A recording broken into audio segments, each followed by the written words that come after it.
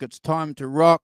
John ZD351, whatever you do, bro, do not lean too close because we don't want you to get set on fire. No, all right. Other side. Was it? Oh, sorry. I'm looking at my reflected one. Sorry. Yes, Yeah. We don't want you getting on fire. Giving away the technological trade secrets now. Good to see John ZD351 here with us. Brad, the backdoor man. Yeah, great to have you on board again, John. And it's Pleasure good to always see with you you guys. It's good to see you're standing nice and close to Jimmy's fire. That's the way to do it, man. It's getting we had a beautiful warm day here in Melbourne, but it's getting a little bit chilly, mate. So at least that fire will keep you nice and warm there, mate. Yeah, it's only just t-shirt weather at the moment. I've got a hoodie nearby just in case. Good on you. Yeah. Good to see you guys here on a special show. Obviously, we're not ranking the tracks, folks. We're taking the easy option out. We've just picked the easy subject, one that we between the three of us. And Hugh, at some stage of the show, might jump on, but we did send an invite for our good friend Hugh to come on. It's a little bit early in the morning, and we know that Hugh's been going through some rough patches health-wise, so that could be one of the reasons why he might be a little bit late. But Hugh, if you are watching on a replay, God bless, brother, and good to see that you're putting videos up and that you're getting well and fit. Yeah, it's great to see you, and looking forward to seeing you here. Hopefully you join us. Yeah. So we've got a couple of things that we want to talk about before we start the show. John ZD351 has got the honor and the privilege to do a special, very dear shout out for us. Sure. The only reason I'm sitting here is because I'm keeping somebody's seat warm. That's our good friend Simon Williams, the rock professor, who had some sort of operation. Now he says it's about his neck. I've seen the photos. I'm not too sure myself. But, he's slowly convalescing and getting better every day. And I'm sure everybody will be very happy to have him back and back in his seat where he belongs and telling us all the stuff that he tells us. So, Simon, if you're watching now, if you're watching later, all the best to you. Not just us three, but everybody misses you. Yeah. Well done. Yeah, we're looking forward to seeing you back on the show, Simon, and wishing you all the best with your recovery. Sure, you're doing great. He told me he misses doing the shows. So, and he wasn't drunk. He wasn't incapacitated psychologically. So, he seemed pretty normal, guys. So, that's not saying much for our type of normal. So I think that was a true comment. Well, why wouldn't you just get on anyway? Why wouldn't you miss being on here? That's why not? It's good. Yeah, it's good to hear that the rock professor is getting better. And we anticipate him coming back. But as John said, we've got John ZD351 here joining us. And we know from doing many shows in the past when we've spoken about Jimi Hendrix, Brad, that John is a Jimi Hendrix fan. So it's always good to celebrate the great things and the great guitar players. So I'm looking forward to spending an hour and a half talking about that with you guys and obviously the folks in the chat. But Brad, what have you been doing, bro? I see you've been doing a few little bits and pieces on your social media, brother. Yeah, been very busy, very, very busy. Had a gig on Friday night, and it's always fun to play local pubs and we played a place here in Melbourne Airport West called Skyways, which was fun, and a nice mix of cheesy 80s songs with some rock 80s songs. Always good fun. Always good fun. Me and the drummer, we're always trying to push for more the rock angle, So we're the rockers of the band, I think. So we push for the rock, and that was fun. And I don't know, mate. It just seems to be the last couple of weeks or whatever. Very, very busy, guys. Very, very busy. But the turnout was great, and there was a couple of videos floating around that I saw that looked pretty cool. So we sounded all right out the front there, and had a good sound and lighting technician, which was great, which always helps. You know what I mean? Yeah. And the establishment really looked after us. So hopefully we'll be back there again soon.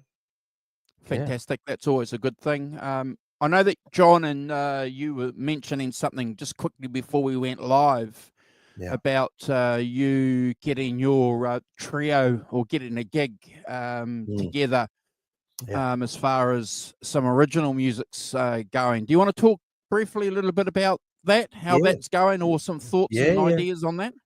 Yeah, of course. Look, I mean, it's been a bit of a rocky sort of ride since I released the EP. I mean, we had the lockdowns, the COVID situation, I had some health issues, and I kind of felt, maybe sort of holding off releasing stuff because I wanted to do the best I possibly can. Felt a little bit restricted still, not quite proud of the work I was putting down recording wise because of my health issues and that, but I feel like I'm back. I feel like I'm pretty much back, at least 95% back to where I should be. And I thought, well, you know what? It's, I could wait forever and say I'm never going to be 100%, or just, do it and get it out there. And a lot of the stuff that I'm doing now and writing and whatnot, mindset wise, and that's a bit different. So I'm looking to get some shows again. Did one last year, over a year ago, believe it or not. And the idea was to do some more, but again, busy. Some things came up, health issues and family health issues and that, which also made things take a back seat. But now we're back on the straight and narrow, and I'm looking to, do a bunch of shows pretty close together, put some new songs in the set list, and let's all things go as planned. I'll hopefully have at least 1 or 2 singles released by the end of this year, and maybe an EP, at least an EP released is the plan by the end of this year. So we'll see how it goes, guys. We'll go from there. Sounds like a plan. Yeah. Yeah, man, I was about to say how time flies when you're not paying attention, because that gig of yours that you did was February last year. So, we've already had a long time between drinks, as they say. I know. And I thought that was a great gig. And thanks, John. Really, any of your playing that I've seen you do when you've been putting stuff up on the socials, if that's subpar Brad Cook, then we better hold on to our hats. But no, mate, I'd fully encourage you to go ahead. If you got any doubts about what you're doing at the moment, trust me, mate. Get on it. No, mate, you're one of my biggest supporters, so I really appreciate it. And on that night, obviously, you're a very big help. So, I was very nervous, and I think, the first one, I know the first one's done, even though it was a while ago now. So now I can just focus on getting out there and playing and focus on the good stuff. You know what I mean? Focus on, I've got my band. I've got to get the band back together, so to speak, and get back out there and play, get the trio happening. And I'm looking forward to getting some new music out too. It's been a while and a little longer than I wanted to get new music out, but it's, these things happen and life happens. That's what I say. Life happens, but I've been blessed with almost full recovery, I guess, from my health issues. So it's time to, get out there and do what's the way to say it? Get out there and do what my God gift is, which is playing music and entertaining people. So definitely do it. Fantastic. Yeah. I've got to say too, I've said this before though, live a couple of times. I know you're a Les Paul guy and a Marshall guy, and you know, great guitars. But I have to tell you, when you put up videos of you playing a Stratocaster, jeepers, there's just it's a different sound. It's a different thing. And I've said it before, bro. I think you sound better with a Strat. Yeah. Look, I'm a Strat and a Les Paul guy, predominantly. In my own stuff, like it could borderline 50-50. You know what I mean? Like I love Strats. And one of the main reasons I love Strats is because of Jimi Hendrix, like we're going to be segueing to pretty shortly. The Strat thing, the Strat and the Marshall. I mean, Jimi Hendrix, Richie Blackmore, those guys, they did it for me. You know what I mean? It's still in my DNA, the Stratocaster and the Marshall thing. But Les Paul's there too. So I love the best of both worlds. And recording, it's great doing your own recordings because you can go, oh, this song needs a Strat, this song needs a Les Paul, and then when it comes to playing live, well, we'll work it out as we go. Yeah, fantastic. And John, we know that you're a Strat man too, especially so. And we've got some pics of Brad's Jimi Hendrix Strat. Thanks, bro. I got them and I'll put them up so we can talk about them. But I'm a Stratocaster guy. One of my favorite guitars is a classic vibe 60s guitar that I've made serious mods to, guys, and I have to tell you, it's one of my favorite guitars. So there's just something about a Stratocaster, and obviously this is leading us into the topic of this show because there's an argument, guys, that this guy Jimi Hendrix made the Stratocaster as popular as it is. There's a strong argument. Definitely contributed. Everybody knows that he's had played other guitars as well, but mostly Strats. And in preparation of what to talk about for today's show, I was thinking to myself, I don't know of a particular song that is definitely not a Strat song. Obviously people, some artists stick with the one axe all the way through, and others have multiple. Like you see Martin Knopfler play whatever guitar for whatever song, and which songs are which guitars. And we've all seen Jimmy with the Flying V, with some other stuff, but I don't know which particular song of his was not the Strat. Yeah, well, I think Jimmy was obviously a Strat guy predominantly, but he did love blending, especially if you listen to later recordings, like the stuff when it came to Dolly Dagger and Freedom and all those sort of things. I think he started to drift in the Flying V a bit more so, and that I don't know if you guys heard of a recording called South Satin Delta that came out, playing a Les Paul on that, and he obviously blended and played, but predominantly I think the Stratocaster just suited his what was going on inside his head. I think he could capture that sound through a Stratocaster and a fuzz pedal. I think that was, you only got to look at, say, some of these classic live performances, which I'm sure we're going to talk about shortly, to hear what he was doing with just a fuzz pedal, a univibe, and a wah pedal. And we live in an age of boutique pedals and all sorts of stuff, but they're all trying to recreate the classic fuzz face, the wah pedal, and the univibe. It's amazing. Yeah, it's amazing. Look, I agree with you. Bro. I think that's one of the fundamental reasons for me in my mind when I think of Jimi Hendrix and the Stratocaster. It is those live performances, the Monterey, and that 9 o'clock in the morning performance at Woodstock. That I just watched last night again, and it just one of the greatest performances ever. And you're right, Brad and John. We've spoken about this a few times in the past. It's just a simple setup that the guy's got. It's just a couple of effects and straight into the amps, and gives a lot of performers today that have banks of effects runs for their money. I think. Sorry, John, go for it.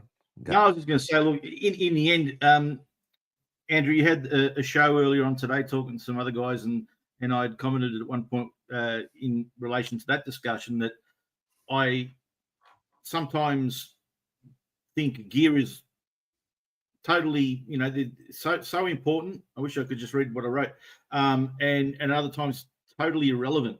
I've seen arguments for both sides where people say, I really need this particular guitar that's got this particular pickup in it to get that particular sound, and other times, just whatever. I've seen friends of mine play in bands where they do a song that was really a celebrated Les Paul song, but they played it on a Strat, sound fantastic, and vice versa.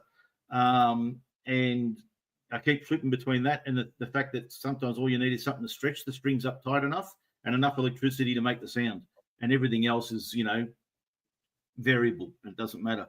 And I think really, like, if something is making a little bit of a different sound to what you're expecting it to, you're going to lean into it more and push it back to the sound you're looking for. So I think there's some people that really need to have their exact setup, and other people can pick up a shoebox with a rubber band around it and make do. So I like that. I keep flipping back between both arguments. I totally, I'm interested in this stuff enough to recognize that, maybe Eric Johnson can tell the difference whether there's a Duracell or an Eveready battery in that distortion pedal. But for me, I don't pick that up. So for me, it's not important. And for a lot of people, they're not going to know the difference of what kind of guitar you had, I agree, John. I agree. I mean, there's valid arguments to say, oh, you need to use ears, but then there's valid arguments exactly what you're saying, John. I mean, for me, I've got through gigs where I needed a Stratocaster with a Les Paul with the neck pickup, coil tapped so it sounds like a single coil, just because I had no time to change guitars. It'd just be like song after song after song after song after song, and you just make do. It is what it is. And people told me it sounded like a Stratocaster. If they shut their eyes, they would have thought it was Stevie Ray Vaughan's Stone. And I was like, that came out of a Les Paul. So it is possible to, to get around things if you can modify and make your guitar more versatile. Yeah. I guess from a point of view back in those late 60s, they were pretty limited with equipment, money, what they had access to. I mean, that's the other point. Good L Series Strat these days is well over $30,000 here in Australia for a half decent one. If you're getting all original, which is, L Series being that sort of 60s period, Stratocaster, anything that's in a mint condition is way more than that. You know what I mean? They cost more than what a car does. But then Andrew goes and buys a classic Vibe Fender, and it sounds, I mean, to the punter that's at a pub, they're really not going to pick the difference. I'm just being straight out honest with you. You know what I mean? Because there's so many variables too. Once there's the guitar, there's the cable, there's the pedals, there's the amp. Then you've got the variables of the sound guy, what they're miking it with, how they mic the cabinet, the distance away, the PA, what effects and the stuff they're using at the front of your chain. So, like for example, my guitar sound on stage sounds different to what's out the front of the house, because they EQ it the way they like, and they might put a bit of delay on or whatever, and you've got no control over that. So I guess it backs up your argument there, John, is what I'm sort of saying. Playing a $30,000 Stratocaster on stage as opposed to a classic vibe Strat, no one's really going to pick up the difference if you've got your classic vibe Strat sounding good, modified or whatever you do. Yeah. No, but there's this really good argument too that guys that I heard Pete Thorne talk about a couple of years ago, and Pete Thorne said, and he's talking about gear, and this is a guy that's got lots of gear and tests gear, and, you know, Yep. so yeah, you know, he knows all about it. And he said one interesting does. thing on a live stream. He said one thing I've seen with other guitar players is that having a lot of gear just is something that the guitar player himself has to have, or herself, to give them the confidence to go out there and play live. And it's just one of those funny things that guitar players sometimes, if they don't have this tube screamer, John, or this overdrive or this chorus, and he's giving advice not to fall into that trap, you know, because he's been there himself and he's seen other guitar players. And because they haven't got the right overdrive pedal, go out there and play shit. Look, I totally get that too, Andrew. And I think I'm going to take Peter Thorne's advice over anyone else because he is a gear guy. He demos gear. He knows what's good. He's not biased to any equipment. He just says it as it is. So I'm going to take that as very, very valid opinion. So well done, Peter Thorne. I think it is a comfort thing. If you're comfortable on stage, I'll be honest with you. I've done gigs. Like having your lucky charm with you. Exactly that. I've done. Is it really doing anything? Probably not, but it's making you feel good, and it lets you not worry about what you're going to worry about that would get in your way, and lets you proceed. I've done interstate gigs or whatever where I've flown in. There's been backline hire. The amp that I'm using is absolutely atrocious. Hasn't been maintained. The valves are stuffed. The thing sounds like it's been sunken behind a boat for about 300 nautical miles, and then you're pulling it out and trying to play it, and it sounds terrible, and it ruins your whole night. It really does.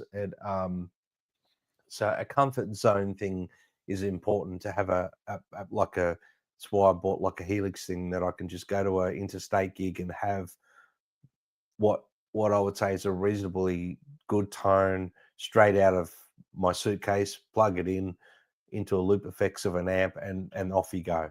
And worst case scenario, you can go into a PA, which I personally don't like doing. I still like going through an amp, but it has got that option, and at least it's a workable tone. That one gig I'm talking about where I flew in, used this amp.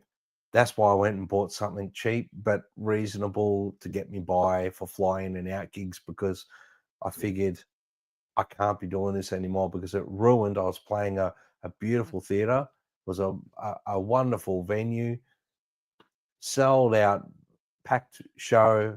You know what I mean? And I'm playing with the most god awful guitar tone I've ever experienced. You know what I mean? And it ruined it for me, and that's the thing. It's like exactly you said, Andrew, what Peter Thorne said. It's a comfort zone thing. If you've got your stuff that makes you comfortable, you're going to play like you've never played before, I think. So, and I'm saying it, if you want to go and buy all that gear and spend all that, I haven't got anything against that either. I'm just saying it for the guys that can't afford that. You know what I mean? You don't need to spend all that money.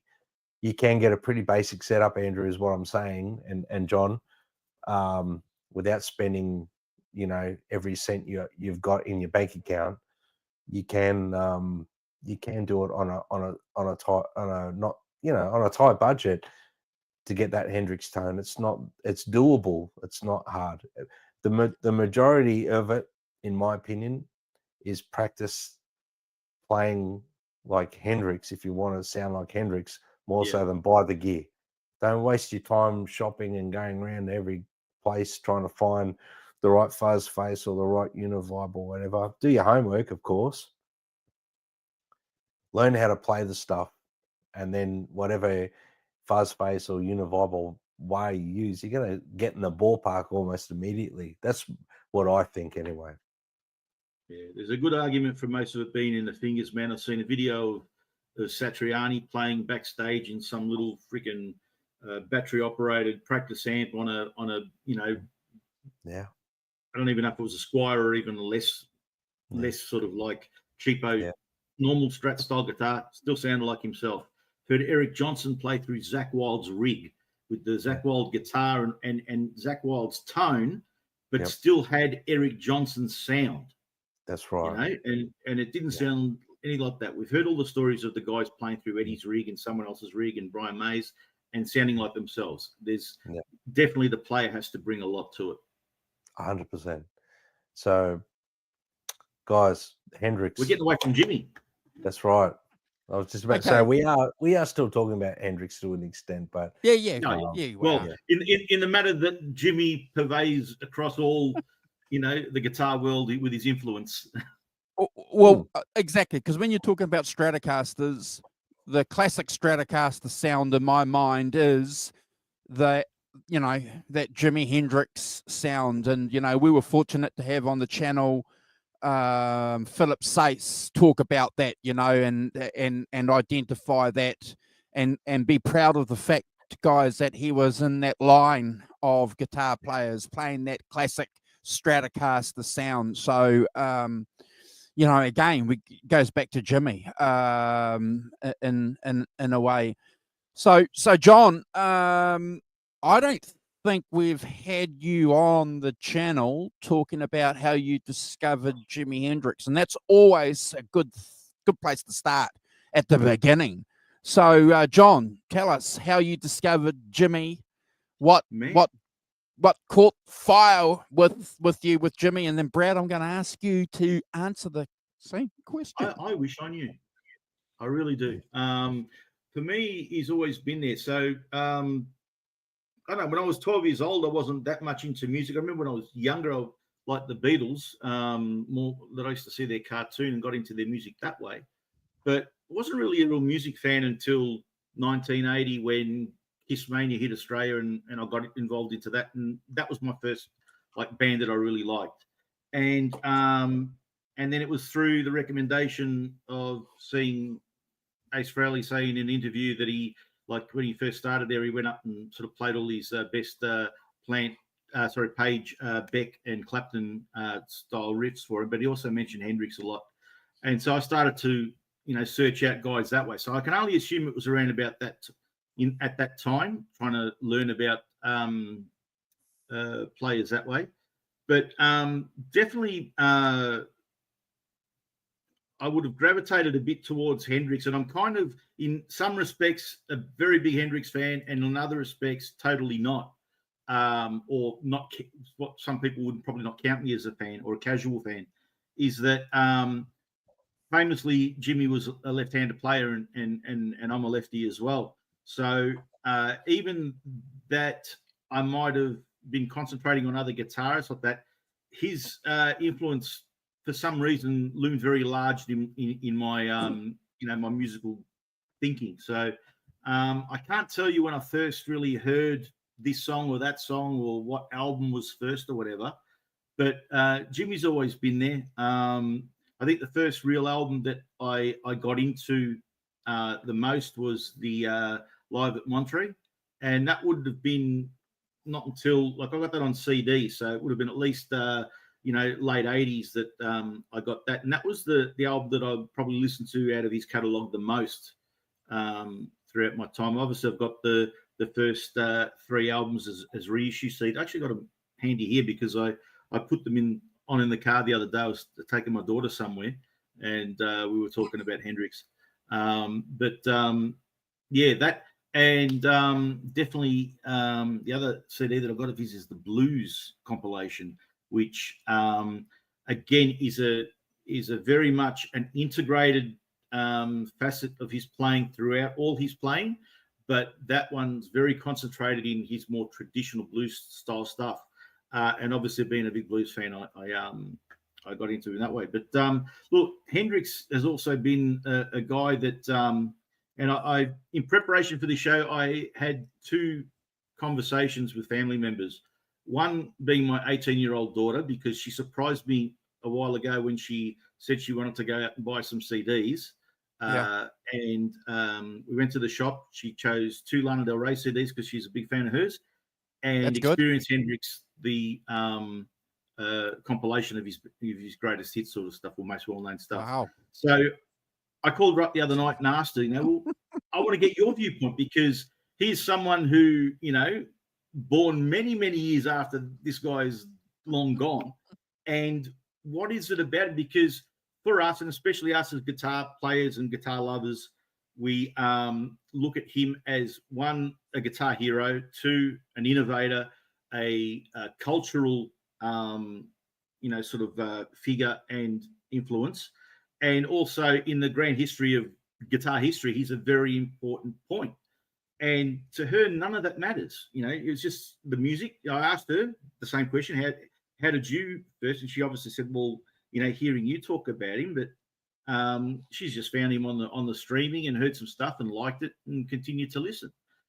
She doesn't really analyze it much, kind of the same way with me. And I said this to her and in discussions also with my brother-in-law, who's a big Hendrix fan and a great guitar player, and actually plays the stuff. I don't really play any Hendrix stuff, but again, it's the thing of his creativity was something that my brother-in-law Chris brought up, was a big factor in what he done. And I said to him at one point, if the Experience was exactly the same as it was, and released exactly that same music, all those albums, everything was exactly the same, except it was the Noel Redding Experience. Noel sang all the songs and wrote all the songs that did come out, exactly the same. And Jimmy was only the guitar player on those records. He would still be celebrated and one of the biggest figures in guitar history anyway. But the fact that it all came from him as well just makes it even bigger. So, so like as far as where Hendrix sits for me and how I got onto him, man, he's just part of the universe I occupy.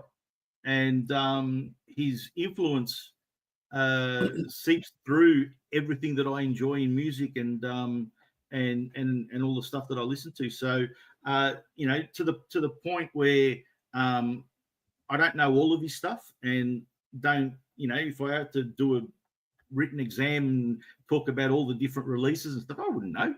But man, I put Hendrix on just to listen to Hendrix. I don't want to analyze it. I don't want to freaking, go on about it, even though I'm currently going on about it. But, when I was speaking to Chris last night, I rang him up. I actually asked him, I said, man, can I get you on the phone? I just want to get your viewpoint. I'm going to be talking to these guys about it. And this is a guy that we first met. He was playing in a band with my cousin, and they did like about 4 or 5 original songs. And then all of their covers that they played were pretty much, except for 2 or 3 songs, split down the middle between Hendrix and Doors. And he's playing all the Hendrix classic, Purple Haze, Foxy Lady, Watchtower. We all know the songs. So, and I said to him, I said, man, what is it that you find that you get from him that doesn't come from anywhere else, And he said the same thing. He said, man, it's all just beautiful. It's the fact that the lead and rhythm are happening at the same time. Yeah. And the thing that he appreciates most about Jimmy is not the showy antics and stuff like that, but how much of a firecracker he was as a guitar player, but just the overall creativity of what he did, these beautiful lyrics, his wonderful arrangements. And, I said to him, man, we really were cheated that we only got to, have him active for 4 years. Once he got his own studio and everything together, and who knows what he would have been doing with the technology and the furthering influences around him as he would have progressed through the 70s, through the 80s. And, he'd hopefully be, an old man today, along with Eric Clapton and the guys of his own, the Stones guys and the Beatles guys that are still with us. We can only guess what he would have come up with all the direction he was headed. Yeah, 100%. And so much has come after him, and people are still talking about him. Just look at us. still talking about him, and we'll be talking about him on this channel to the end.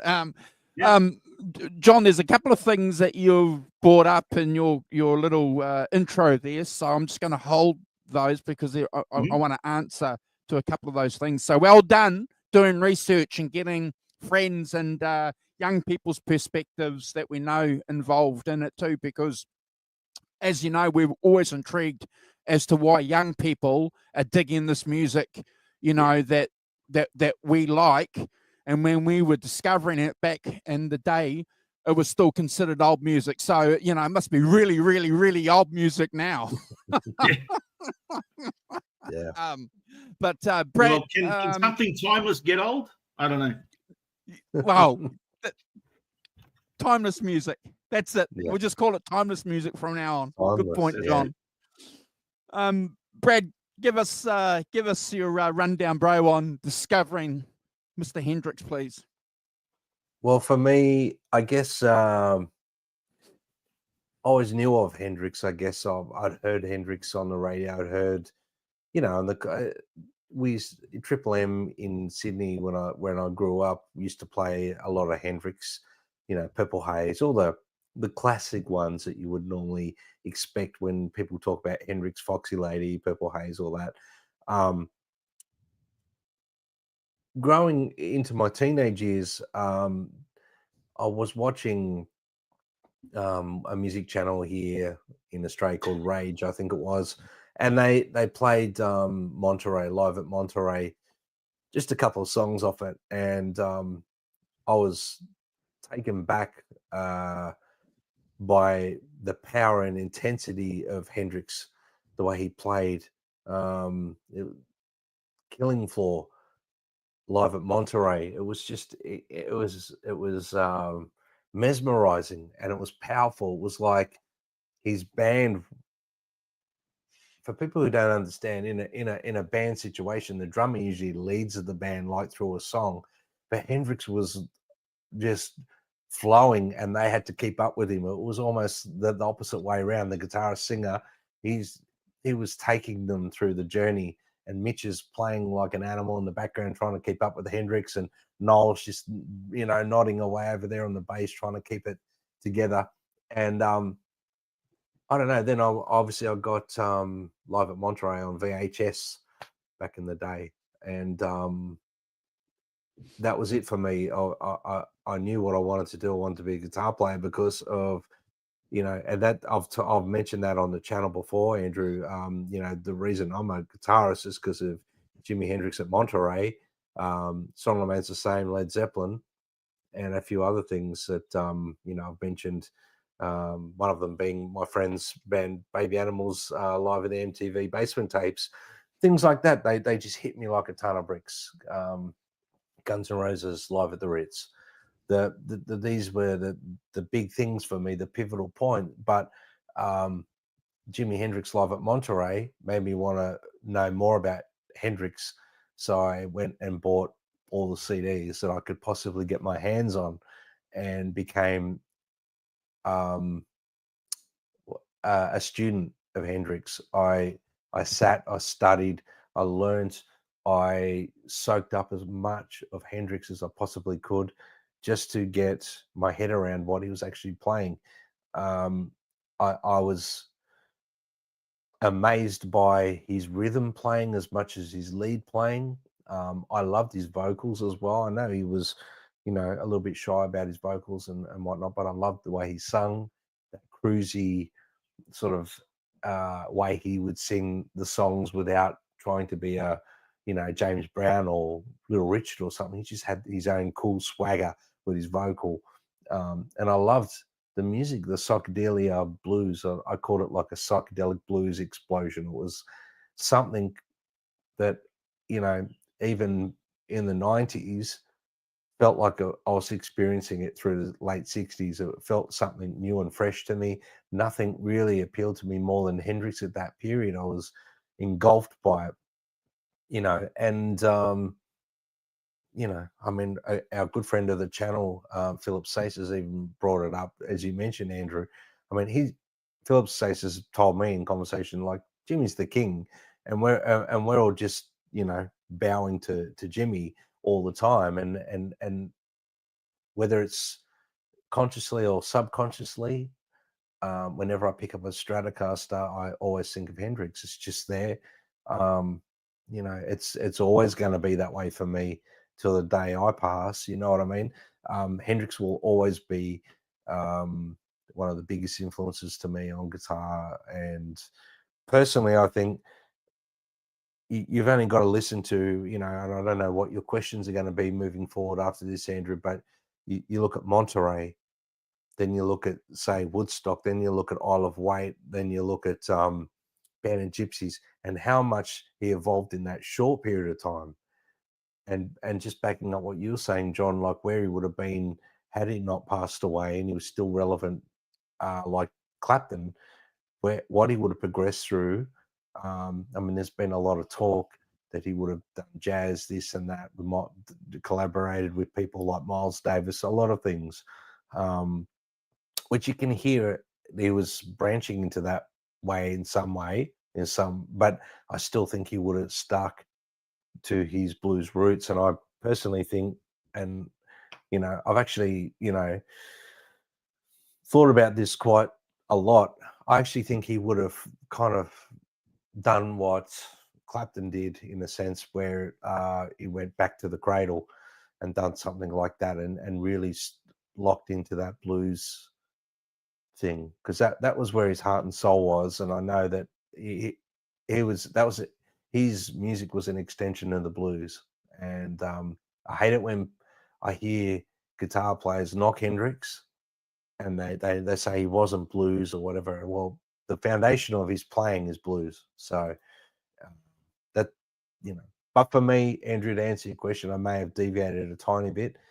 Woodstock was another one, but for, you know, Isle of Wight as well, but Monterey was the one that just, it grabbed me by the, I won't say it live on air, grabbed me by the short and curlies, I'll say that, and I was just hooked. I became a student of Jimmy. You know what I mean? I couldn't not go a day without listening to Hendrix. Andrew, how about yourself? I think I know yours. I've heard you say it, but I'll let you say it for the people who don't know it. Cool. Before I do, Arvin remembers listening to Purple Haze on the Top 40 radio when it first came out when he was a kid. And Tony Bowen's got this comment saying seeing him at Woodstock in the Woodstock documentary, and it blew him away, which is my parallel, my story too, because I remember distinctly life before Jimi Hendrix and then life after Jimi Hendrix. And when I was a young guy back in the day, there was no classic radio, so you weren't listening to Jimi Hendrix on the radios, guys. And I remember there was a couple of guys walking around with Jimi Hendrix T-shirts back in the day. And so I knew the name, and I think I knew maybe 2 songs or 3 songs, John, but I couldn't tell you what they were. And, you know, I wasn't really sort of looking for another guitar god, because I had discovered the Beatles and John Lennon and Neil Young and Eddie Van Halen. So, you know, the cup was overflowing. You know, I didn't need more milk in that cup.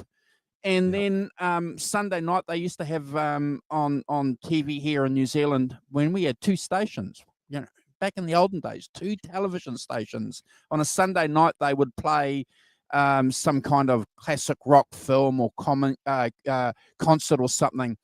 And they made this big deal that they were going to be playing Woodstock. And I remember they played Woodstock, and when Jimi Hendrix came on and did his set, I remember going, wow, John, I'm, you know, been 14 years old or whatever, going, holy cow, I just can't believe what I've, first of all, Brad, what I'd seen as well, because the guys that I was listening to, they were white guys, Jimi Hendrix, you know, the Rolling Stones, the Beatles, but he was this black cat, you know, that was looking pretty cool. Yeah. And all these white people standing around, you know, watching this dude. Yeah. And yeah, it just, blew me away, and I'll never forget that. It was like the first time I heard Van Halen and the first time I heard the Rolling Stones and the Beatles. You know, you'll always remember the first time when you heard something significant. And like you guys, you know, I've been listening to him ever since and spent hours trying to learn his riffs, hours talking about him, hours arguing with him. I remember Carl, my work colleague at the time, he's been on our channel many times, saying that he went to school. Went to another school, not my school, and he was talking to these cats that's supposed to, you know, these cool cats that were supposed to know all about music and guitar playing and all that.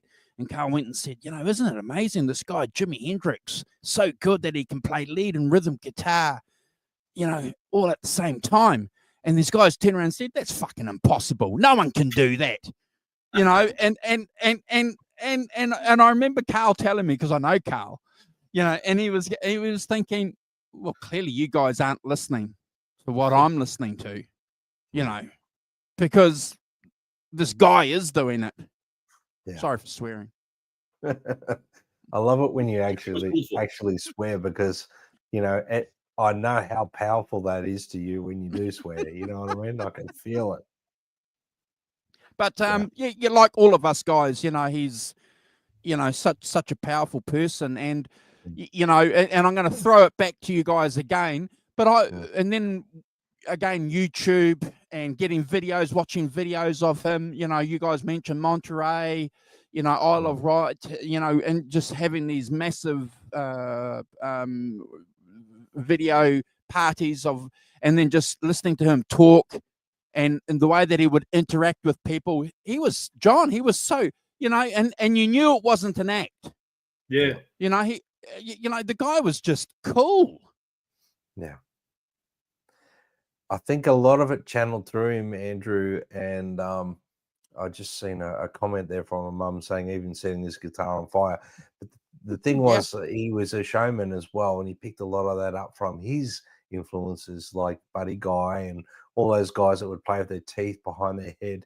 But he brought it to the forefront where I think those guys were not ignored, but kind of pushed to the side a little bit more. Hendrix brought it to the forefront.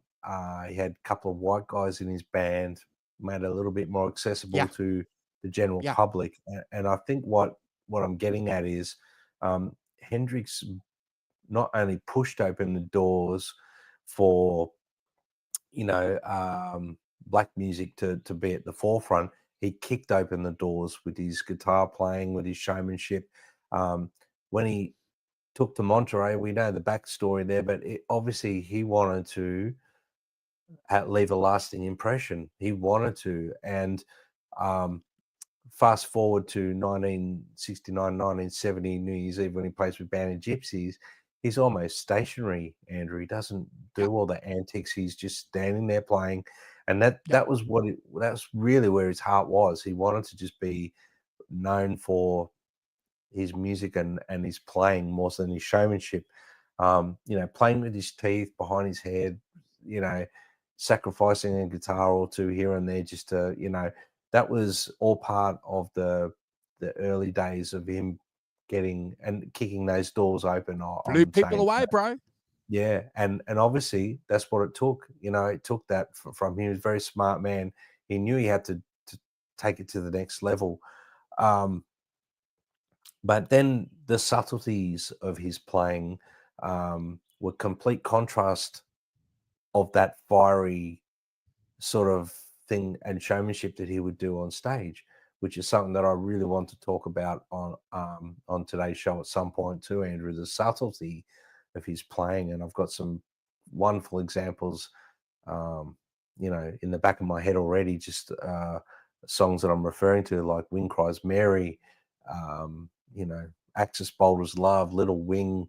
Just there's some beautiful songs stretching forward into the later part of his career, Angel and whatnot. There's just Nightbird Flying, and there was such a wonderful progression of psychedelic blues, rock explosion to that real delicate, you know, Isley Brothers style rhythm guitar playing that I could not work out how to play. I just could not work out what the hell was going on there. I had no concept of what Hendrix was doing. I could learn Purple Haze and Foxy Lady, Voodoo Child, all that stuff, but I couldn't learn that Little Wing stuff or Wait Until Tomorrow or, Castles Made of Sand. And one of the things that I did when I was on my journey is I took on guitar lessons with my now dear friend Dave Leslie from Baby Animals, and we started off a couple of things. He's feeling out where I was on guitar. We started learning like Jeff Beck, a couple of things like that. We learned New Ways, Train. Learned and one of the things I brought up to him was because we weren't learning like the basics. I was like, oh, how do I do this? How do I do that? And I said to him, I really want to learn how Hendrix plays like Castles Made of Sand. And he goes, I can't believe you brought that song up, because that's what I've got planned for our lesson today. And he showed me what he had planned. So it was like this thing. He knew where my head was at. And we sort of I sat there watching Dave play it, and it completely and utterly opened up a whole new world of guitar playing to me. I can't explain it. It's just, I could see what was in front of me, what was being played. This is in a time when there was no YouTube really. There's no real reference point to look up. Like now you can Google or YouTube, Jimi Hendrix, Castles Made of Sand, and watch an abundance of guys doing it. You know what I mean? Back then there wasn't. And it was like seeing how he played, Dave playing that, made me just go, what? Like I started to identify the little intricacies that Hendrix was doing, even where he'd play on the neck for the parts of the song instead of playing over the neck pickup or the bridge pickup. It'd be actually over the neck part of the, over the fretboard a little bit, playing so delicately and things like that. Still to this day, I reckon Hendrix is the greatest rhythm guitar player of all time. I've just put it out there. And that gets overlooked a lot in his playing style.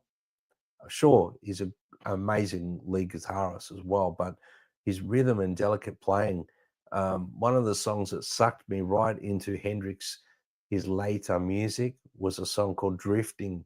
I don't know if you've heard that one, Drifting on a Sea of Thought, but that real delicate thing with the sort of Leslie speaker effect. It makes it sound like I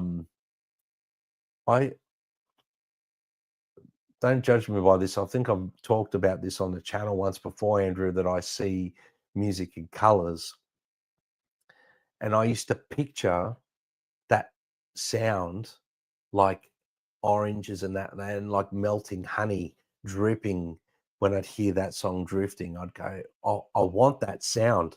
I want that sound. How does he get that? And obviously through experimenting with effects and everything like that, you find a way to do that. But a lot of it was him playing over the neck, the high part of the neck, instead of, just in front of the neck pickup. You know what I'm talking about, guys? Like things like that. Like and then I'd go back and reanalyze Monterey and watch him playing Wind Cries Mary, and I'd go, he's actually got his fuzz left on. He's got his fuzz face left on. He hasn't got it off. It's on. He's rolled the volume back, and all these things started making sense to me. Yep. That's how he gets all these tones with only 2 or 3 effects. Like, it was through experimentation. He knew if he left his fuzz on and rolled the volume back, that he'd get more top end out of the pickups at that real quiet, almost like a treble bleed, what they call treble bleed style in a guitar these days. And a treble bleed obviously has come out of, people wanting to get that when they roll the volume back on the guitar, the treble pushes through, because when you roll the volume back, the treble tapers off, where you want the treble staying where it is so that it sounds sparkly. And that was something that really opened up a whole new world for me. And some people say opening a can of worms was Hendrix's delicate rhythm stylings and playings, as well as his loud and psychedelic explosion blues style. Do you guys, you know, can you guys relate to that, or have you sort of had an experience where you've listened to a particular song of his where you just go, wow, that playing, why is he actually doing that? It's not, it's hard to it's you know, it's hard to explain.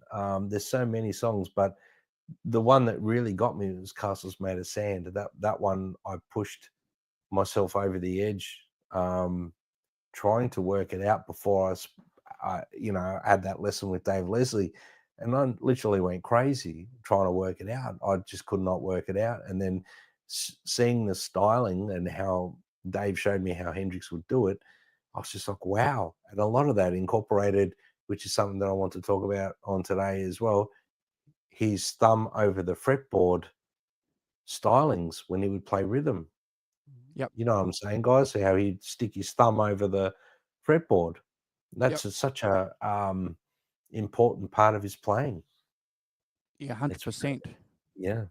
We've got Digital Guitars UK that's just jumped into the chat. So good to see you, bro. Another Hendrix nut. I know that for sure. We didn't do a shout out at the start, folks, but we'll certainly be doing a shout out to you guys at the end of the show. And thank you for sharing your Jimi Hendrix comments and stories. Tony's saying that his favorite track is Jimmy's When Cries Mary too, Brad, you know. So you know, it's a fantastic track. But yeah, look there's just about every live song of his has me blown away. I just want to get back to a point that John was making about what, and this is probably answering a question that Tony asked earlier on. What would Jimmy be doing now at 83 if he was still alive? So John, you know, you asked that question first. Yep. So I think what he would have done, because he loved technology, he built the studio. He was in the studio. He was sharing technology chats and tips with the Beatles and with everybody else, because they were in the studio too, weren't they, at the same time? So he was, you know, learning by talking not only to the technical dudes who lived in the studio, but also to the artists who were using the studio as an instrument as well. I think, John, what he would have done is he would have taken his guitar and he would have used the technology eventually and discovered shoegaze music, which is basically layers of guitar tones on top of each other. I think now, would he have continued doing that? No, I don't think so. But Brad, I reckon he would have been at the forefront much earlier than anybody else of doing of just layering these guitar tones on top of each other, and basically maybe having I hate to use this word, but we gotta, like a wall of sound concept going. That's what I think. Yeah, and look, it's all speculative. Who knows what would have happened, what he might have decided to do. He might have decided to give it all the arse and gone fishing. Who knows? But I personally think you mentioned the Miles Davis connection before, and definitely I think he would have expanded. I think it would have, rather than we think about what would he have done in a linear fashion, I tend to think of more of an exponential fashion, because just because he went on to do other things, I don't think he would have abandoned anything that he'd already done. And much like, you know, there's other, I don't want to bring other names into the mix to have the conversation go in other directions, but we all know people that still play in their hard rock band, but also do a jazz thing, maybe also, you know, we'll do a blues. You know, I said I wasn't going to mention names, but look at Gary Moore going, you know, started off hard rock, went into blues and stuff like that, and back and forth. I think that I would have quite. I would imagine he, number one, would have collaborated a lot. He'd be jamming with a lot of people. I think that he would have been at the forefront of using all the new technology that would have come out. I'm sure he would have kept on with the Strats and the V's like that. For sure, he would have got a Floyd Royce equipped guitar at one point. Not to say that he'd only be a shredder. I think that a lot of the things that came after Hendrix might have, happened. He might have come up with if he'd had the chance to come up with them. But again, all purely speculative. But I can see him taking influences from a lot of other people as well, and just continuing to be to add to the big melting pot that the music community would have been. Yeah, I obviously, it's all speculation. I'm probably sort of thinking the same thing, John. I definitely think he would have embraced technology, being a sound guy, like chasing that sound in his head all the time. He would have definitely done that, but it's all speculation, so I guess we will never, unfortunately, know. But I mean, how blessed are we to live in a time when Hendrix's music is relevant? I mean, it's still relevant all these years later. You know what I mean? It's such a big part of a lot of our favorite players' lives is Jimi Hendrix. He influenced a lot of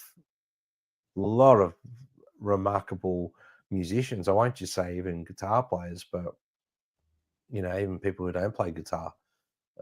Heavily influenced by Hendrix's music. So I guess Andrew, you got some photos there, and maybe it's a good time to show some of them. But I'm not sure what questions you've got, Andrew, that you wanted to still ask. I just got one thing. Thing I want to share with you. So back in the day, I got this book, and it was given to me. And there's a note in here by the girl, and it says, "Andrew, I hope this book is an orgasmic experience for you, even though I still think Jimmy couldn't sing for shit.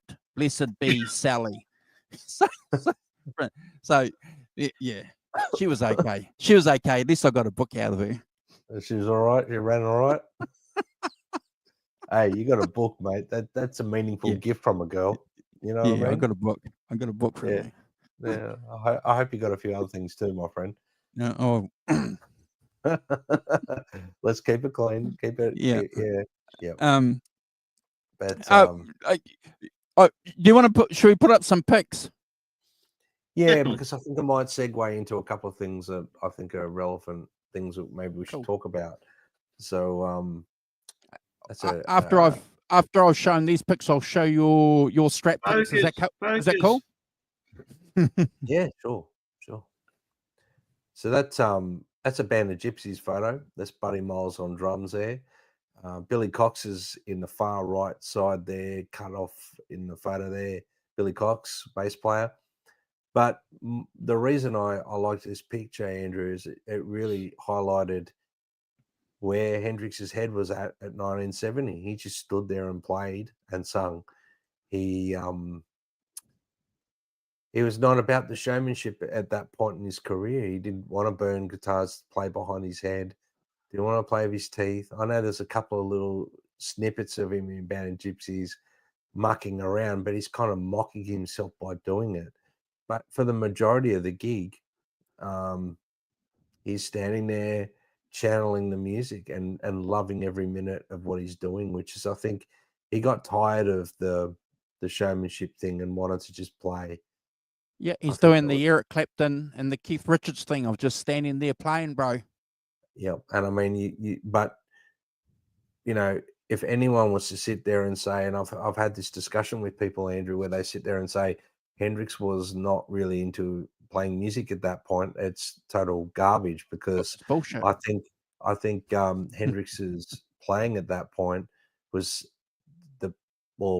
in my opinion, was some of the best playing he'd ever done with Billy and Buddy. I think he locked into that rhythm section sound that he always longed for. I think, although he loved Mitch's playing, he loved that soul and blues, which was something that, predominantly Buddy and Billy provided him a blanket of funk and blues, which is something that Mitch and Noel were a little bit more, what do you call it, psychedelic and experimental, and even pushing the bounds of reality with, cream stylings and stuff like that. But they were really giving it, a different sort of blues explosion, where Band of Gypsies was something that he just locked into. And there's still to this day, I personally think Machine Gun from Band of Gypsies is one of the most iconic guitar things ever recorded. Yeah, there's no evidence at all anywhere to back up anyone's argument saying that Jimmy didn't want to play music before he died. There's absolutely no evidence. So if people think that, they should just jog on.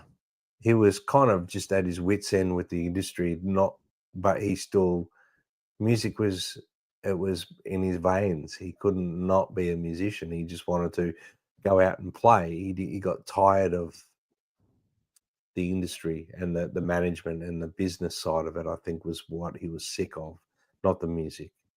Because when he get on stage and he played, that was where his heart and soul was. So this is one of my favorite albums. That album there's one of the most iconic live recordings of all time, in my opinion. That 100%. And I'll quote Lenny Kravitz. When you listen to Machine Gun, you got to go take a nap after it because it's so heavy. Powerful. That's a iconic lineup. But again, I showed these photos not to highlight the lineup so much, but more Jimmy here as opposed to Monterey. He was a little bit more focused and streamlined. That's Isle of Wight. Cool. Yeah, which is he is a different point in his career too. And I mean, we're talking about a 3 or 4 year career really, and see how quickly he evolved. That's the Flying V.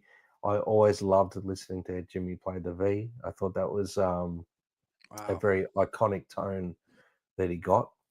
I mean, he's really well known for playing the Strat, but I think he should be just as, justifiably so, known for playing the V, because he used to make it sound, a particular sound that he pulled with that. Was such a warm. Woodstock. I mean, this is earlier than Band of Gypsies, obviously, and you can see, he's in a slightly different point in his career here than Monterey. He's 9 o'clock in the morning. He's up all night. What a performance, John. I don't know about you. What you think about this performance, but it's gone down in history, hasn't it? The guitar tone on this performance is something that is just next level. It's phenomenal, and what he did with the fuzz and the univibe, and now we're the start, Monterey, when he came to America and took on America and really, the feather boa, the vest, the white, the yellow shirt over the was it velvet? Are they velvet or velour? Purple maroon pants, boots, the headband, the Little Richard moustache. That he was really focused on a showman here. Have you got? Yeah. Have you got your Stratocaster handy there, John? Your Jimmy Strat, because we're going to show some of Brad's Strat photos, and we'll get you to show us your Strat. One of the interesting things when we consider that Hendrix was a Strat player is that he played left-handed, but he's never played a left-handed Strat. It was always an upside-down right-handed Strat that had been restrung. These photos we're seeing now are of Brad's guitar. That's a Jimi Hendrix model released by Fender that has certain aspects of it being backwards, but not being a backwards guitar. Obviously, the body is the right way around for Brad's playing there. What we see, just stick on that one for a second, Andrew. So if you can see the bottom pickup there next to the volume knob, they have it angled backwards to what the Stratocasters normally are. Let me pull mine out and I'll see if I can throw it in the. Hold on. Is that showing it? Hold on, mate. I'll just get rid of this. My feed's a bit laggy, but so you can see here on a right-handed Strat, the angle of the pickup is closer to the bridge next to the volume knob. Whereas if we go back to that photo, you'll see that in this case the pickup is angled closer to the bridge on the other side from being backwards. So what that means, but you can see on both of these guitars, the what do you call the strings are have the thicker or the lower pitched string as having the pickup closer to the bridge to get that different sound. So obviously the angle of those pickups make it a bit different there to the way that they pick up the sound, because when you strum here or you strum close to the bridge, you got a different sort of vibration happening. So so the thing is, the Stratocaster is the ultimate ergonomically designed and shaped instrument. All the contours and everything are there to be comfortable when you play it the way it was intended for design. But then when you flip it upside down and do this, all of a sudden that nice contour that gets out of the way of your arm is now not there, and you've got the corner to deal with. And when you plug in, that's exactly where you want to put your arm, and you got this in the way. So number one, thank you, Fender, for not releasing the Jimi Hendrix Strat in the lefty version. Bless you all. But also, again, the way that the Strat is designed, normally for a right-handed player, they would be putting their hands down here. So to go all the way up the neck, the cutout lines up pretty much with the very last fret. Whereas if you're left-handed now, all of a sudden this cutout's not as deep. You're only lined up with the 15th. So you can see, like playing right-handed, you can do all this widdly stuff and you're happy. Whereas a lefty has to then stretch across. And this is stuff that Hendrix was doing. Obviously coming around. So just hold that thought. Just hold that thought, John. Hold that thought for, because I want to ask Brad something quickly, and then we'll come back to you. So, Brad, have you ever played a left-hand Strat set up for a right-hander and played like John's just described? How difficult is it? I have, and I handed it back. Yeah. I handed it back because I actually was at some point, John, going to do exactly what you've done, get a lefty and string it upside down as a little tribute to Hendrix, but I just found it was too uncomfortable. And it definitely is. And then, by chance, just as you do, looking on Marketplace and Gumtree and all that, I just accidentally stumbled across that Jimi Hendrix Strat. Beautiful. And I accidentally pulled the trigger on it and got it. And it got sent across from Tasmania. A guy owned it in Tasmania, got it for a really good price. And I never thought really about, it being anything than a novelty thing for me, is because at some point in my lifetime, I do want to set myself up in a little studio and have my guitars like Andrew's got on the wall, and have my iconic guitarists that I admire, like I guess, my Jimmy Page Les Paul, my Hendrix Strat, my Frankenstrat, and EVH Music Man there for Eddie and things like that, and play them in the studio. But let me tell you that I personally think that bridge pickup in that position with the Andrew, I don't know if you could show that photo again of the bridge pickup or where John's. So basically, so the bridge pickup swinging the opposite way that it normally would on a guitar. Yep. Personally think that is how it should be on a strap. It should be. Yep. It should be. Because it makes more sense as well, because you need a tighter sound for your bottom end, so your lower strings over the bridge pickup being pushed backwards. So it will be a tighter sound on the lower strings than on your higher strings. It gives a little bit more of a lower frequency. It's only marginal. It's only a marginal. The amplitude. Yeah. So basically, the other thing to mention as well, Andrew and John, is the magnets are the height of the magnets. The magnets are designed for, say, your low strings to be a certain position, and then your high string magnets are a different position. So once you put the strings around the other way, it actually sounds different too. So what I'm saying is, even your bridge and your middle pickups sound different because the magnet polarity is different. Does that make sense? Wow. So you actually get, and you can hear that. You can hear that with your.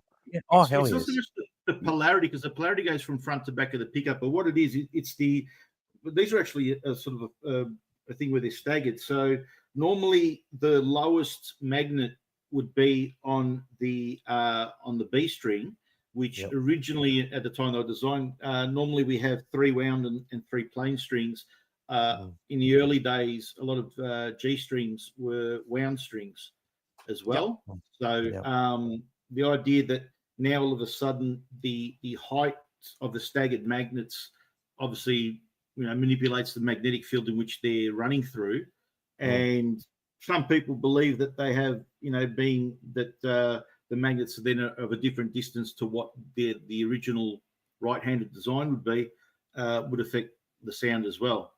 So again, and the other thing too that we think about is all the strings stop vibrating at the nut and the bridge, although they do extend past those points and go over it as a fulcrum. So now all of a sudden, with a backwards headstock, the high string is the shorter distance of unused playable sort of like length, and then the low string is a longer distance. So normally, if this was as it was originally strung out from the factory right-handed, I would have the high string, the thin strings going all the way up here, and the thick string would only have the short distance. So again, being that the tension you put on the string, how tight it is, gives it its pitch. That's going to be physically different now because your low string is a longer string, not in scale length, but in actual length. So look, lots of people think that there's big differences in, that may or may not make. The other thing too is, are your strings the same gauge that Jimmy played? And then all the other variables that go along with it, and then how your hands are on the instrument as well. So definitely playing an upside down Strat is a very, very different experience to playing a correctly oriented Strat. I know, as you said, Brad, you didn't like it. There's a guy, Anthony Stauffer, who runs a fantastic YouTube channel called Texas Blues Alley that does all sorts of lessons and courses. He was doing a Jimi Hendrix course. He decided to buy a left-handed Strat, do basically this in reverse. He lasted 2 weeks, and he couldn't do it. He just, no, this is ridiculous. Why would you do it? And Brad's guitar there, the Jimi Hendrix model, that has let's talk for right-handed people, a right-handed body, but with an upside-down headstock, so basically a left-handed neck on it, and the pickup slammed the other way, makes it a difference. Now, the only thing that the Hendrix Strat doesn't have backwards is the bridge, because the other thing you got to think of, I haven't got the arm in here, but normally your Strat bridge is over the low string. Let me just grab another guitar, because I do have a right-handed guitar here. Okay. Probably used for reference. But again, so imagine this one here is being strung backwards. Now the arm is over the top. Sorry, I'll bring it up. So now the arm's over the top from where you're playing rather than down the bottom. Yep. So instead of pulling down, reaching down to pull it up, it's pretty much under your palm. This is what my brother-in-law Chris was saying. He's got an SRV strap with a backwards bridge, and he finds it in the way. And I actually find it quite comfortable there, especially if you've got a swinging arm, which that one usually is. But yeah, so that's the difference in having these two sort of setups. It's the exact same guitars, but strung the other way around.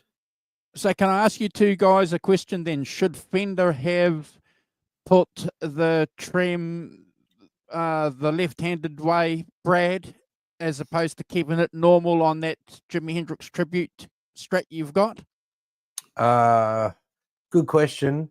I'm used to it being below the high E string or the high string, but I think depending on what style you're playing, like if you're playing a little bit more, and the reason I understand why Stevie Ray Vaughan enjoyed having the trem bar above the low E string is because when you're playing more stuff like he would play Lenny, having that trem bar there makes more sense because part of the styling of playing.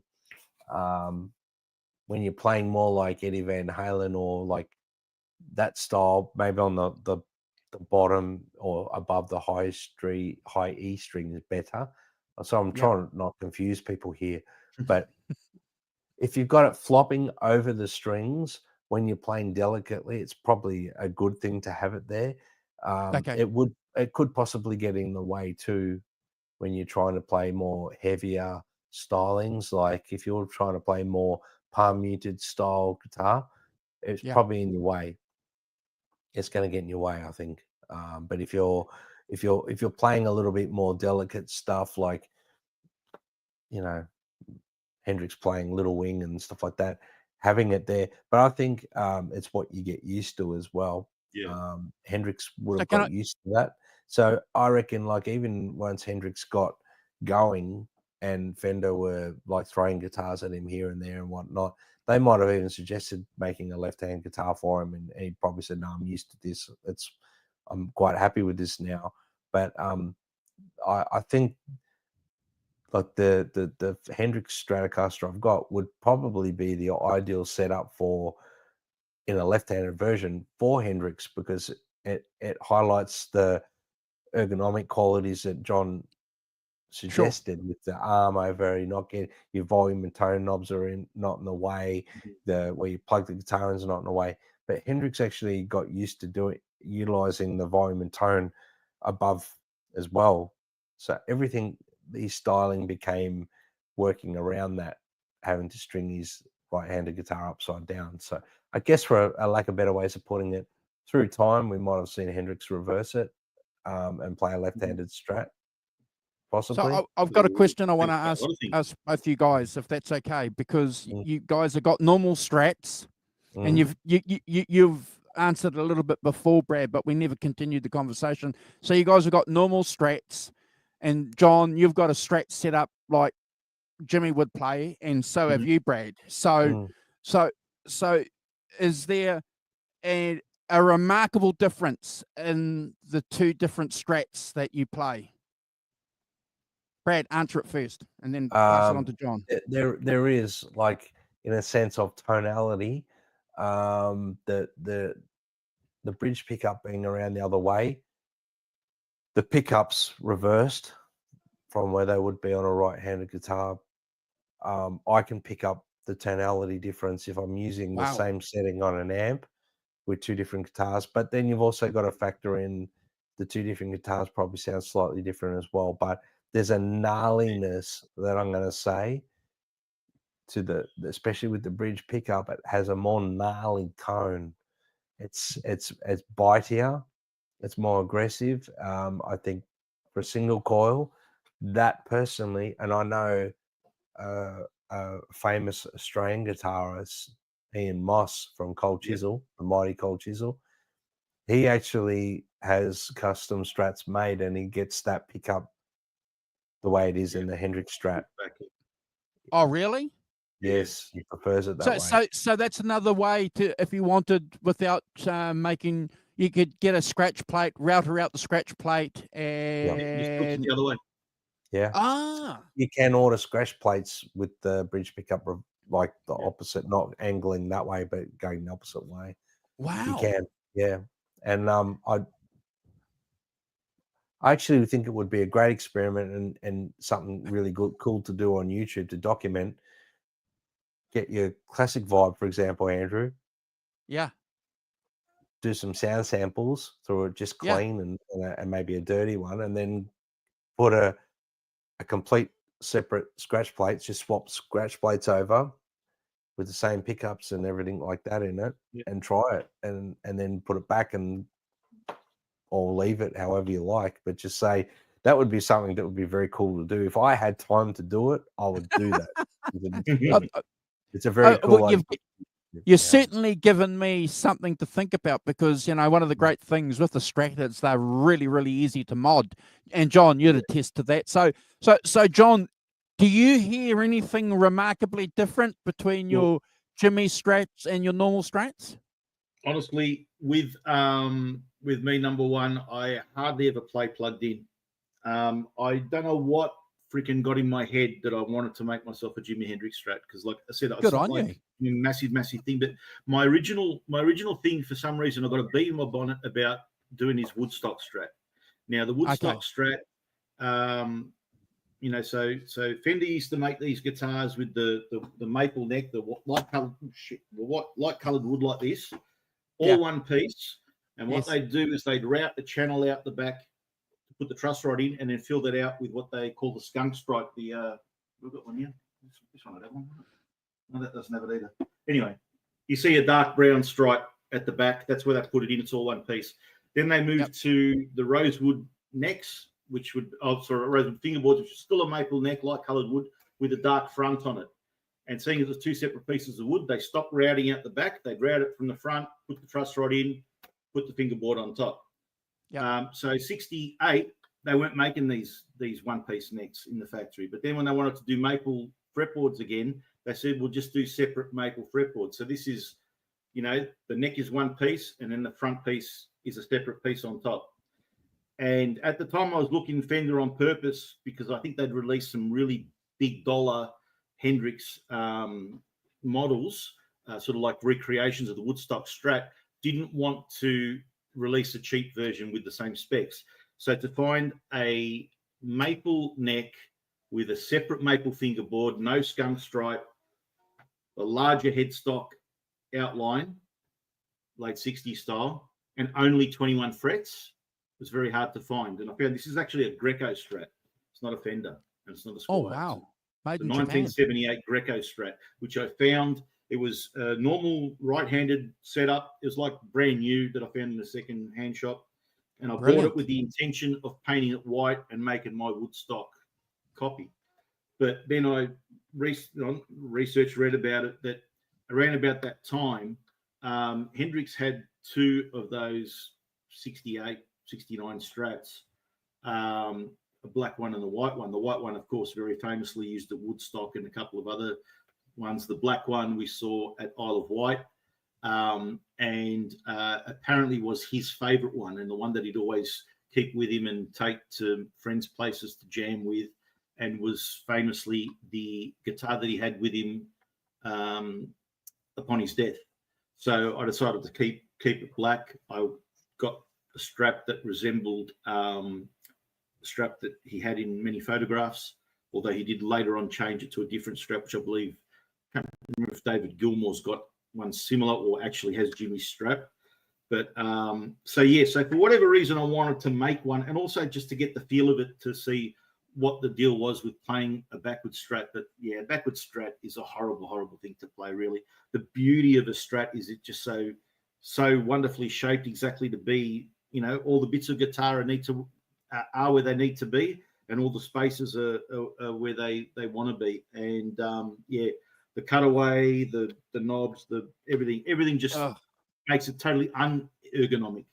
So it's a cool look, and everybody sort of like says, oh wow, and everything like that. But the backdoor of it, or the drawback of it, is that it is not comfortable to play, and then everybody expects you to sound as good as Hendrix when you've got one. So yeah, bad idea. Yeah. With the Strat that Brad's got, he's basically got a right-handed Strat in all facets, except for the reversed headstock and the backwards tilted pickup. So I would say that that's basically a right-handed guitar with the left-handed tonal components of it. So if you subscribe to the theory that the length behind the nut makes a difference to the feel and tonality, definitely would make a difference to the feel, but then other factors come into that as well as to how tight the strings feel. The slanting of the pickup obviously does affect a bit of the tone there as well. But that's basically a right-handed guitar.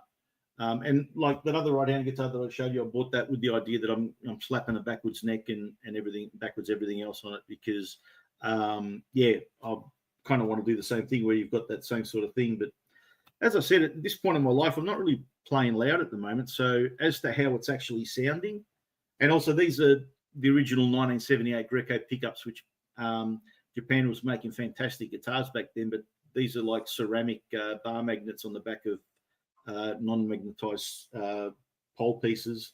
And also it's got a 3-way switch on it, which predates, like Fender didn't put a 5-way switch until 1977 into the Strats, although a lot of the players found that they could balance. So basically, again, to explain those that don't know, a 3-way switch, 1, 2, 3 chooses this, that, or that pickup. But players found that if they balanced it just in between there, and this thing, man, it doesn't really balance, they could get both pickups on together and get a different sound again. And the other thing too is this thing, even if you do balance this switch, there is no in-between point where they both come on. It really flicks from one to the other. So those tonalities aren't available on this guitar either. And I'm always with the idea of actually getting some proper pickups and electronics to put into this to change it. Also, it's got the crappy original, sort of old style Japanese tuners that, funnily enough, don't work too badly. This thing stays in tune pretty well, which most guitars with those tuners don't. But it's a fun sometimes thing. Yeah. But it would never take the place of any of my other Strats. No, definitely not. Yeah. What about you, Brad? Have you gigged with your Jimi Strat? Yeah, I have.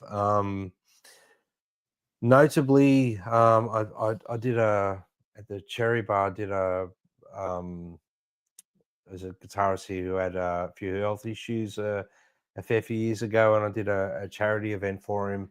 Phil Parra, his name is, and so we played a lot of Hendrix and stuff like that. And I only recently got that Stratocaster, the Hendrix one, at that point, and I thought I'm going to test drive it live. Yeah, I'm going to try it. And I had my white one that's is famously my favorite Strat it's a 79, but I know it's not a sought after one, but it's just got something about it that I love. But I thought I'd run it against that, and I thought they sounded remarkably different. Very Stratocaster-y, obviously, but the Hendrix one is definitely, there's a tonality thing. There's something about it. I personally think, and I'm just saying, just from my, playing it, it feels different because of the string, the length of the string, like you were mentioning, John. So for example, the low E string being longer felt it actually felt, the high string felt looser, like the same gauge strings, same gauge string. It felt shorter string. I think a reverse headstock makes sense as well for a blues player or someone who wants to play with lots of bends and things like that. I think the reverse headstock makes a big difference on that. I could be wrong, but I was playing my 79 with a normal, like, big headstock, right-handed, and then I'm playing my Hendrix one with the headstock reverse, same gauge string. I guess maybe the guitar's slightly different scale. That could be. I mean, there's variances, is what I'm saying, in guitars anyway. But definitely tonality, having those pickups different, and where, say, the high string sitting over where the low string would sit over on the magnet, definitely sound different, 100%. And with a fuzz face on, or my fuzz pedal, I had not a fuzz face, but my fuzz pedal I've got, at my Klinger fuzz I was using at the time, and Octavia, man, I was in Hendrix territory. That with a Univibe, I had it, and it's a comfortable guitar to play.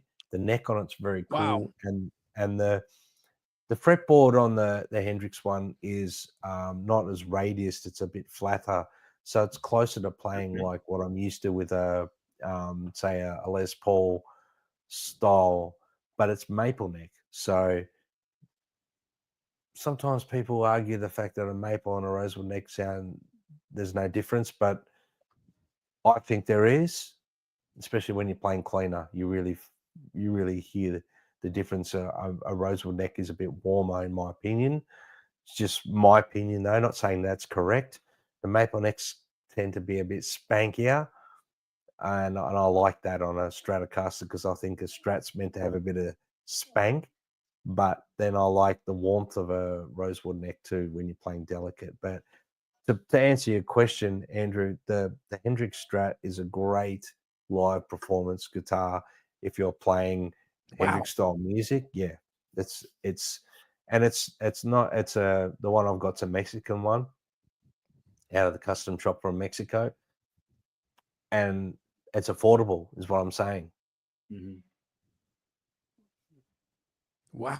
So it's a great guitar for someone who wants to get in the Hendrix ballpark. Like, great guitar, fantastic. Yeah.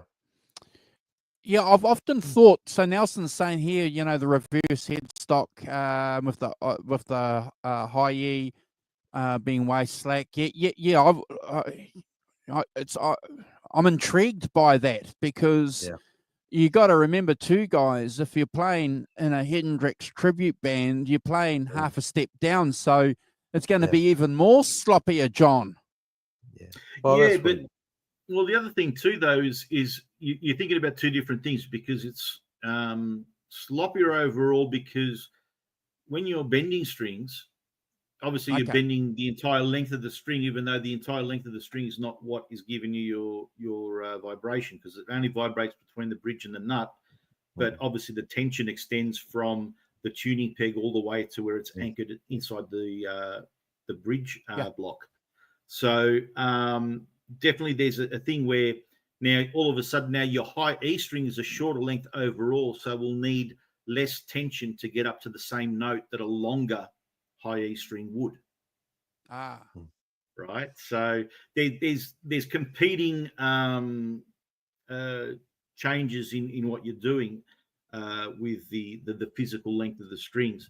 But again, then look at too when you're dealing with something like when you're playing on a Gibson guitar, you've got a 3x3 headstock. So now all of a sudden your both E strings are your two shortest strings, and it's your D and your G in the middle that are the longer strings.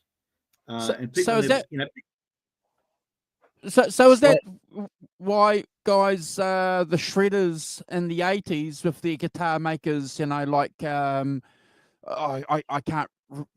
can't think of them straight away, but you had the reverse headstocks because it made it easier for the shredders to bend? I reckon 100% it was for looks. Well, if they had a Floyd Rose, no. Yeah. Oh, okay. Because then the Floyd Rose locks you. That's the thing with the Floyd Rose, is because you've got the actual so it's just aesthetic. It was it looked different. Okay. If I go like that, I'm pulling the tension through that hopefully lubricated nut slot there, and the string only vibrates up to that point, but the tension still is being pulled with these strings. Whereas a Floyd Rose has a locking nut where it actually clamps down on the string, and the idea is it doesn't go out of tune because that part of the string's not stretching, only between here and here. So that's why. To get around that headache of being too sloppy, just go up a gauge string. That's all. Oh. Yeah.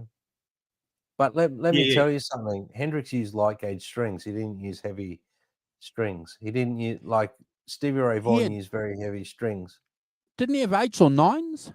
They're very light compared to like Stevie Ray Vaughan used to use like 13s, 12s and 13s. Yeah. So that it just comes down to, he would play hard, but he didn't. It's like, that classic BB King thing. Why work harder? Work smarter. Use a lighter gauge string, and that's why Billy Gibbons changed from a heavier string to a lighter string, because he listened to BB King and said, "Why are you working so hard?" But then again, some people don't like it. They want that resistance against it. Some people, and obviously if you're used to it too, I mean, straight away you go down to such a smaller string length, and if you're consistently always using the same gear, you're going to have a very consistent push.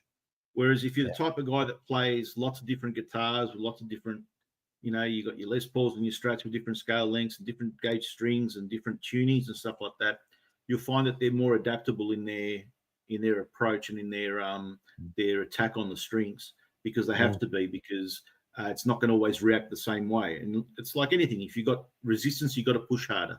And if it's got no resistance, you've got to have a light touch in order to, and that might be just simply part of the style that you play, and it will then reflect in your sound and your approach to it. I mean, look, when Philip Stace is banging away and he's hitting all 6 strings, whether he's playing all 6 or just one, he's muting 5 strings and hitting all 6.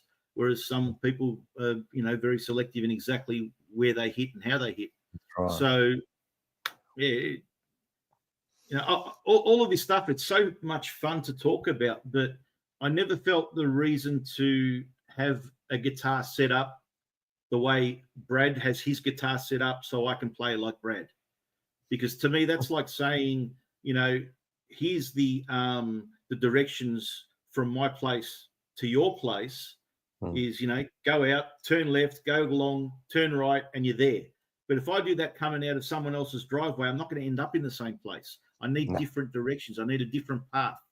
So sometimes for some people, the secret to sounding like Jimmy, or the secret to sounding like Eddie or anyone else, is to use something completely different, because they're completely different.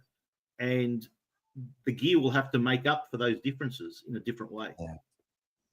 Yeah, I agree. Like I think it's just, Jimmy played a certain way. No one can play like Jimmy. So you have your guitar suitable to you, so you can play the way you want to, whether it be try to play like Jimmy or what. It shouldn't determine your string gauge and what fuzz face you use and what wah pedal you use and what amp you use. You can get in the ballpark by just using what you've got, but you can, use what's comfortable to you. Stupidly, I did try to use 13 gauge strings on a Strat and things like that, because I thought that was the way to get to sound like Hendrix, or more so Stevie Ray Vaughan. Use that heavier gauge string and I'm going to get that tone. But it's not necessarily the case. It's not. Chasing that is probably not what I think is important anymore. I think practicing and trying to play that style, if that's what you're trying to do, it really comes down. Like, I change string gauges regularly, depending on how often I'm playing too. So if I'm playing all the time, I'll go up a string gauge, because I play hard. You know what I mean? And if I'm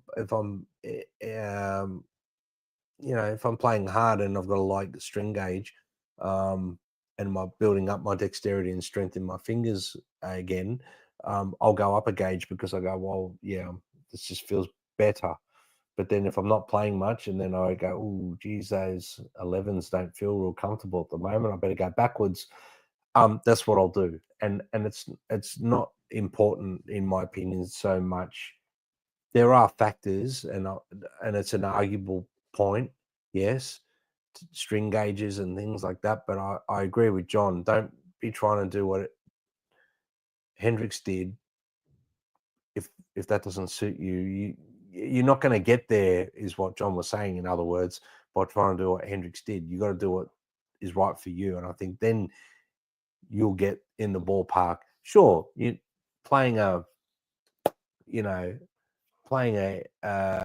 Floyd Rose guitar through a through a Soldano or something like that, you're not going to get in the ballpark for Hendrix. No, but if you get a Strat and a gainy sort of bluesy sort of Tony amp, you don't need to buy the same things as what I'm getting at. You don't need exactly the same, I mean, the other thing too, Hendrix's hands were freakishly large. I mean, no one's really got the hands like that. So you got all these different variables, and then like Stevie Ray Vaughan, everyone goes, "I use 13 gauge strings," but the width of his fingers alone were like what we have here is a dollar coin, with the width of a dollar coin almost. So he had that on the fret. You know what I mean? It was like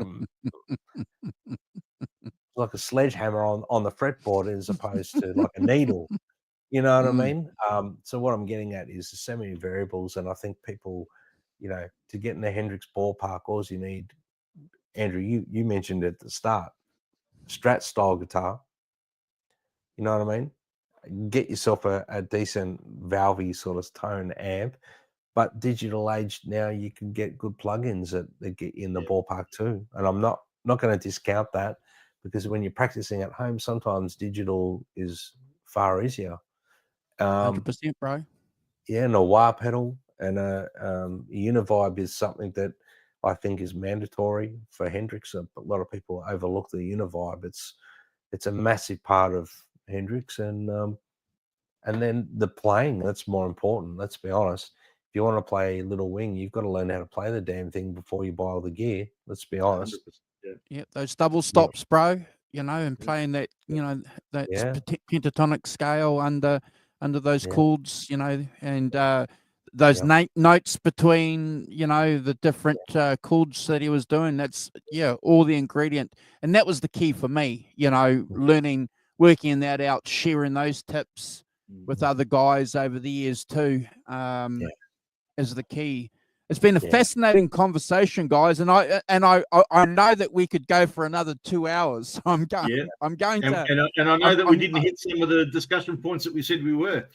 No, and we're an hour and 47, so it just goes to show Jimmy is way cool. So it will come back for more why Jimmy is cool shows, guaranteed. Maybe a part 2 at some point. Yeah. Well, one thing before we go though, and look, no one's going to hold you to it, because I know the next time I ask you, it's the usual story. It will change. But John, your favorite Jimi Hendrix album, and Brad, your favorite album. I'll give mine, and then we'll do a shout out to folks, and we'll call it a night. Favorite album, John? Honestly, I tend to listen to playlists and random stuff like that. I'd probably pick one of the first 2 albums, or again, like I mentioned before, Jimmy Plays Monterey, as just something that's familiar to me. But like I said, for me, Jimmy, I just put Jimmy on and listen to Jimmy. I don't want to analyze it. I don't want to think about it. I just let it come wash over me. And that seems to be the consensus I also had when I spoke to my daughter and my brother-in-law as well. Favorite songs, funnily enough, I can tell you 2 songs that always do come to mind, and for probably not the reason you'd expect. Brad mentioned it before, Angel. I think that is one of the most beautiful songs. I don't care about the playing. I don't care about the arrangement. It's just beautiful to listen to. And I just fall back into it like a comfy soft hotel bed. And the other one that I love is Third Stone from the Sun, and that is one song where I listen to it, and like just the second part of it where it goes into that octave riff, where I always find, Brad, you said you saw the music as colors.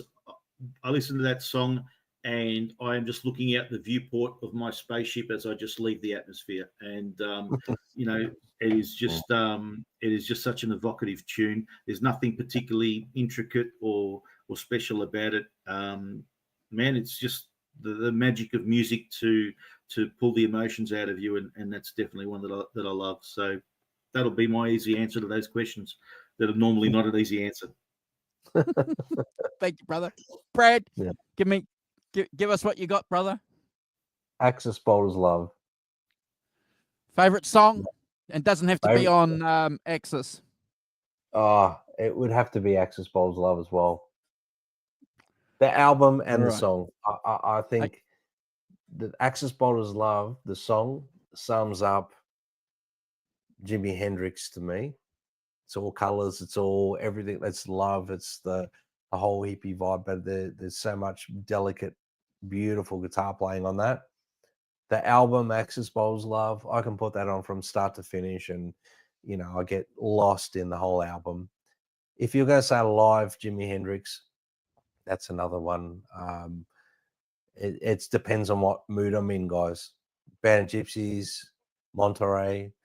Then all of a sudden I'll pull out, you know, Isle of Wight, and I'm listening to that. Woodstock.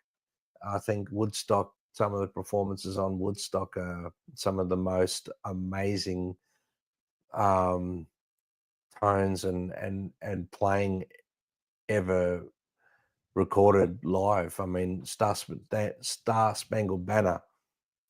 I mean, that in itself is enough. You could show that to an alien from outer space, and they'd probably go back going, we better not come back to planet Earth because these people are messed up. Yeah. Anyway, so to answer your question though, Andrew, Axis Bowlers Love and Axis Bowlers Love. Awesome. Andrew, for me, Band of Gypsies, bro. Yeah, Band of Gypsies. And don't get me wrong, everything that you guys have said, I'm not disagreeing with, and everyone else in the chat's answering their favorite stuff too. So it's wonderful. But this week, it's Band of Gypsies, and my favorite song ever is Little Wing. I just think Little Wing is just incredible.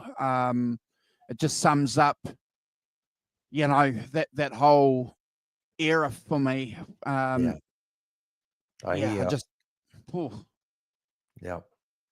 Guys, I look forward to doing part 2 with you guys in 2 hours.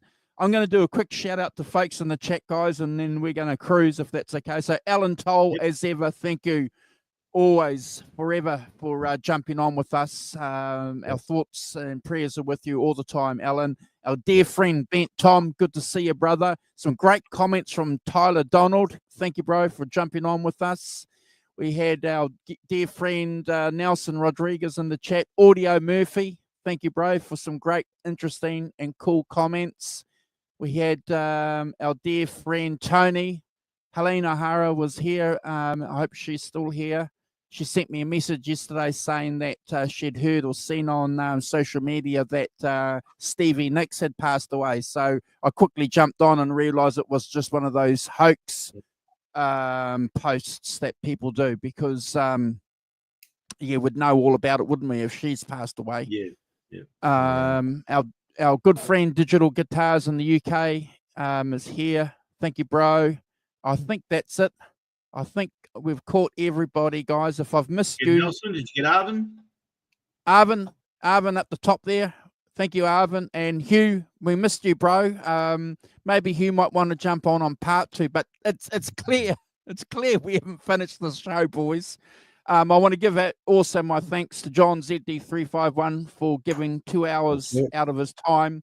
And Brad also, bro, I know that you've had some busy weekends coming up, bro, and to give us 2 hours out of a busy weekend, bro, thank you.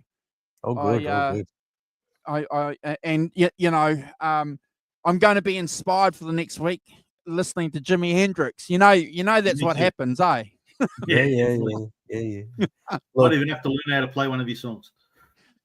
I never get tired of listening to Jimmy anyway, so that's fine.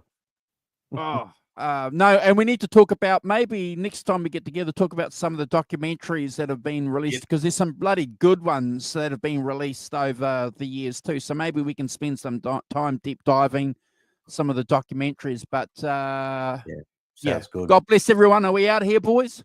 That's it. I guess so. Yeah.